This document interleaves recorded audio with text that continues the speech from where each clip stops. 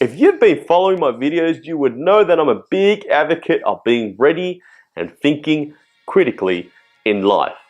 I speak only from experiences, being in your shoes when being unemployed and the frustration of starting it all over again. I get it, man.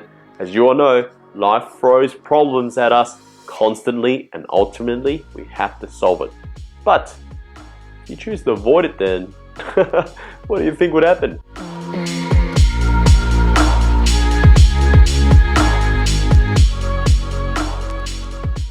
Here are the top 10 tips to help you as of today. Coming at the top, we have one of the most important is developing your job-ready mindset. You may have heard it all outside about the mindset thing, you know. It's all about, creating the best mindset about problems. But you see, the biggest deal here is that people don't elaborate what they mean about mindset. Let me tell you what it makes a job-ready mindset. Though this does not exclude thinking out positively, avoiding negative energy like watching shows, news, or any source of information that sparks emotions.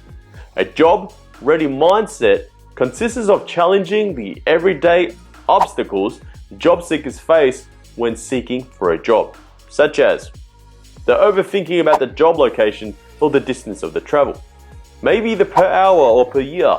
Seriously guys, if you're unemployed, this is not even your least of your worries. The physical work required, the responsibilities, or the people you work with is weird and you don't want to work in that place. Or work is not aligned with your major of your degree.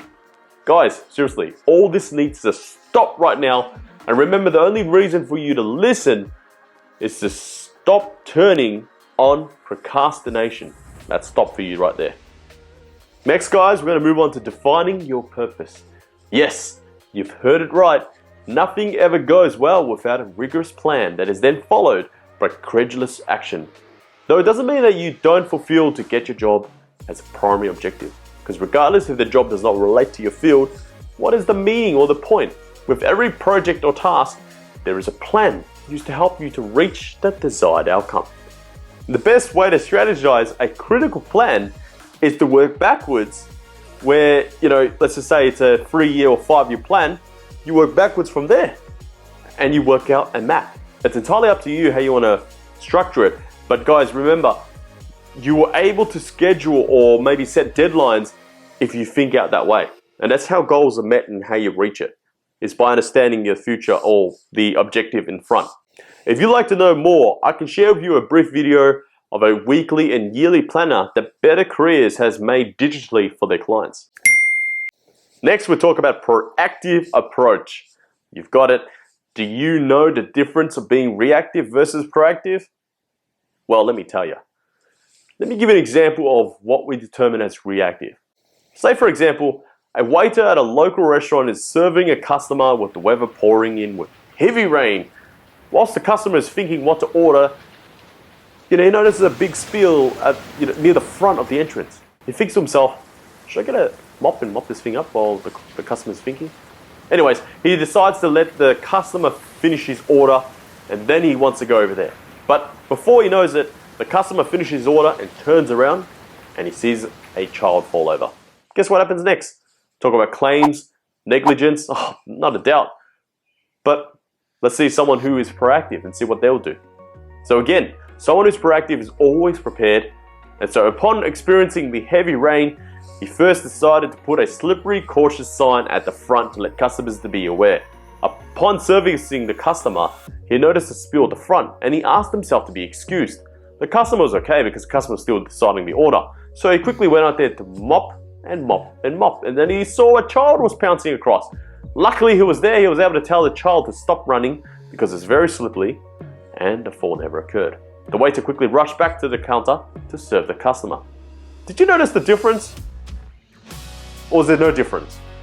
Well, it's the same thing when it comes to how you plan your day, when you're seeking your work.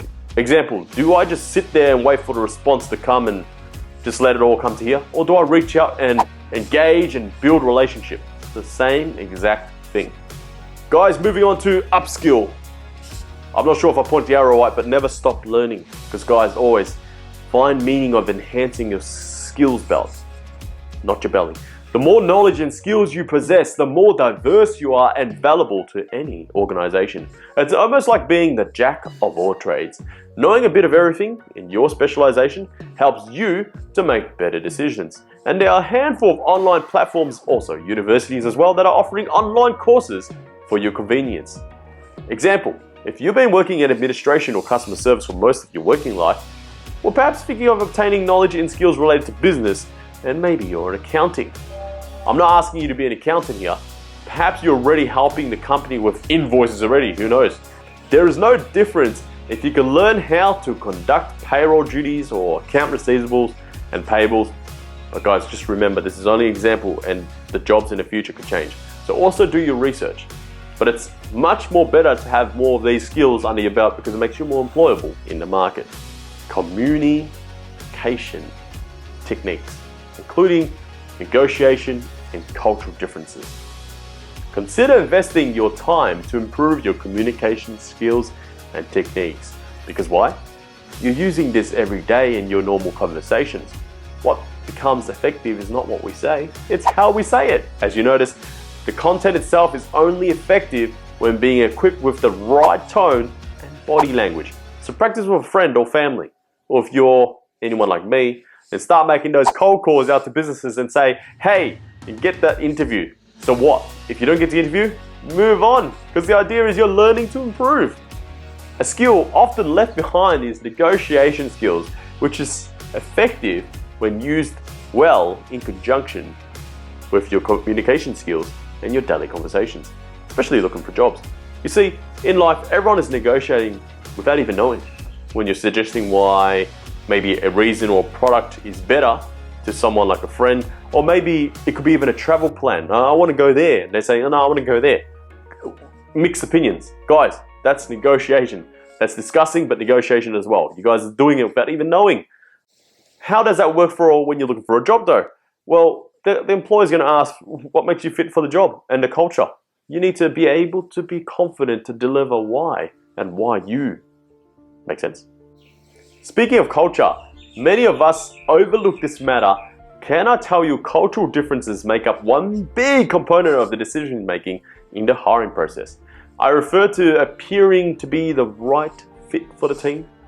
Multiculturalism and gender diverse have both been something of the past and have accepted as normal to have a mixed workplace. And this is healthy, of course, because in a workplace, if you have more than one mind come together and obviously with different perspectives, it helps to solve the problem and create a more nice lifestyle in the workplace. Wouldn't you agree? Perhaps you would have seen some advertisement that the ideal candidate would work well with a multidisciplinary team, and as an ideal fit, you will possess the following traits. Blah, blah, blah. Or even a question being asked during the interview. What makes you suitable for the role? Have a think about it. Persistency. Guys, never give in and don't ever give up, because guess the persistency is the key to anything in life.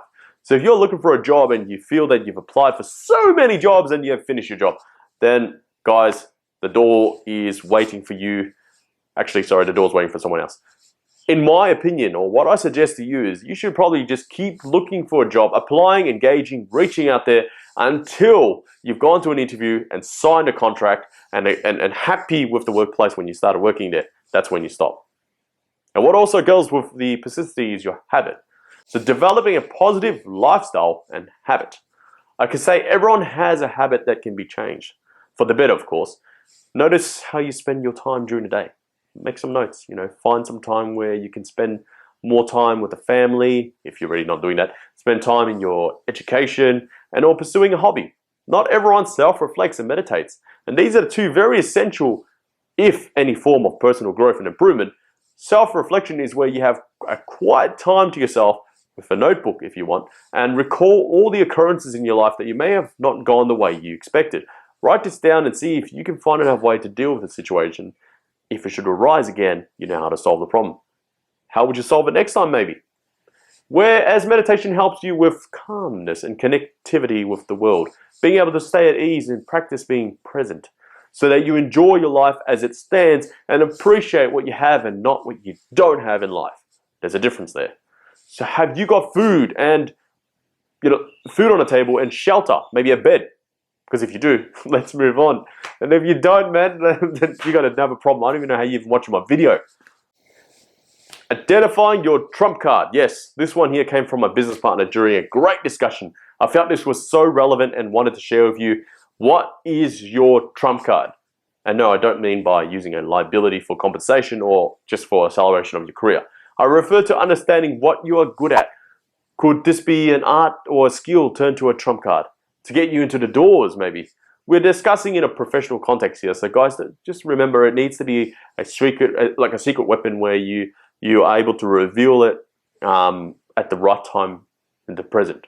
I mean, I help job seekers create a profile towards the end of their interview that they can present at the last minute. And the feedback I've been getting is that it wows. It creates an impression on the employer or the HR. And most of them get results from that and say, you know what, I've never seen someone produce such a nice profile at the end that they want to even just hire them or even have a further discussion. It's impressive. If you would like to know more about that, we can do another video suggesting how you create this killer profile, not resume, profile that you can bring with you to interviews. Just be sure to let me in the comments below and by hitting the subscribe button because it helps us too.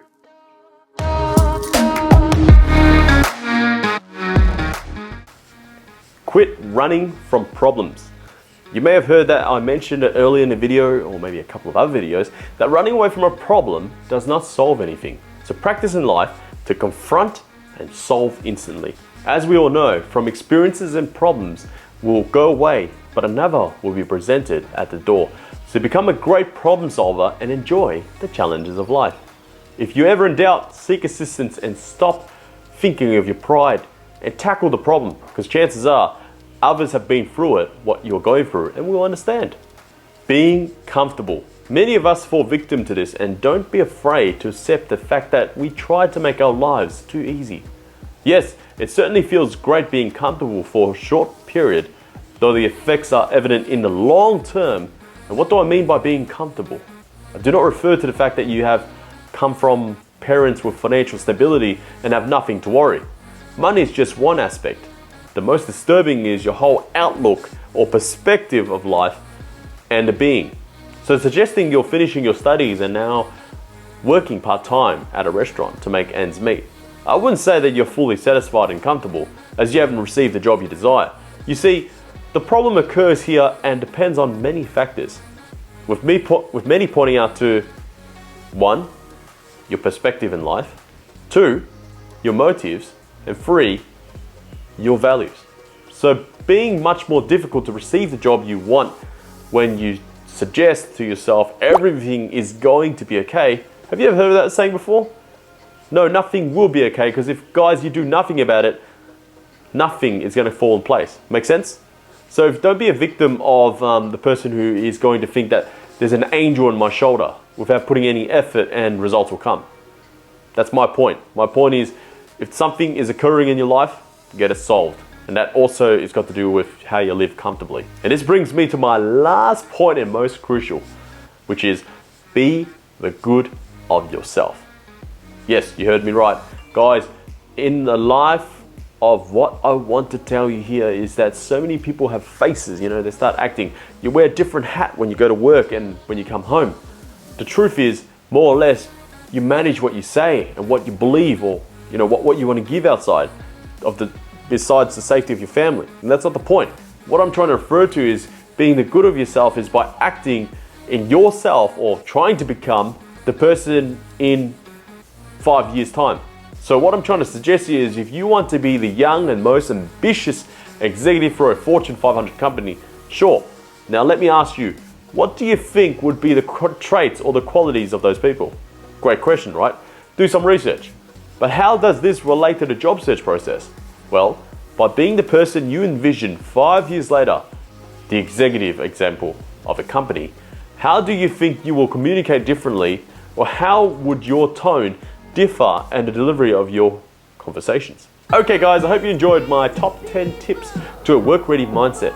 It is often a battle when you are just starting out or perhaps have lost your job for a certain period of time. If you like the content, please do me a favor by subscribing to see more videos And if you have any suggestions in the comments below, until next time, I'll see you